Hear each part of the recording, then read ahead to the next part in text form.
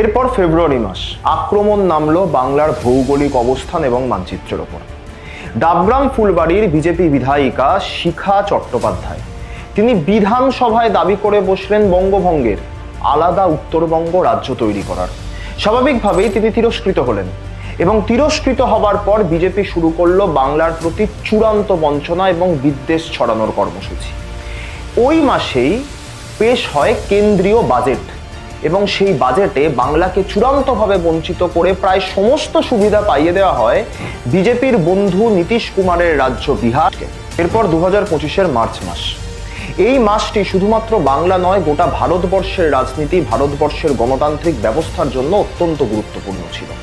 মমতা বন্দ্যোপাধ্যায় নেতাজি ইন্ডোরের সভা থেকে প্রথমবার প্রকাশ করলেন সেই অদ্ভুত তালিকা, যেখানে দেখা গেল বিহার, হরিয়ানা সহ বিভিন্ন বিজেপি শাসিত রাজ্য থেকে বহু ভুতুড়ে ভোটার এসে বসে আছে এই বাংলায়। এবং শুধুমাত্র তারা বাংলার ভোটার নয়, একই সাথে বাংলা এবং আরো কয়েকটি বিজেপি শাসিত রাজ্যে সমান্তরালভাবে ভোটার কার্ড বানিয়ে বছরের পর বছর ধরে তারা ভোটদান করে যাচ্ছেন, হাত শক্ত করছেন ভারতীয় জনতা পার্টি। নির্বাচন কমিশন কার্যত স্বীকার করে নিল যে 2002 সাল থেকেই এই ভুতুড়ে ভোটারদের চক্রান্ত চালাচ্ছে বিজেপি, যদিও নির্বাচন কমিশন এই দ্বিতীয় বিষয়টিকে স্বীকার করেনি। আমরা দেখব যে কিভাবে আগামী মাসগুলিতে এই নির্বাচন কমিশন ভারতীয় জনতা পার্টির বি টিম হিসাবে অব্যাহত রেখেছে এই বাংলার প্রতি বঞ্চনার ক্রমবর্ধমান ধারাকে। এবং শুধু এখানেই শেষ নয়, এই মাসেই মমতা বন্দ্যোপাধ্যায় আমন্ত্রিত হলেন অক্সফোর্ড বিশ্ববিদ্যালয়ে বক্তৃতা দেবার জন্য।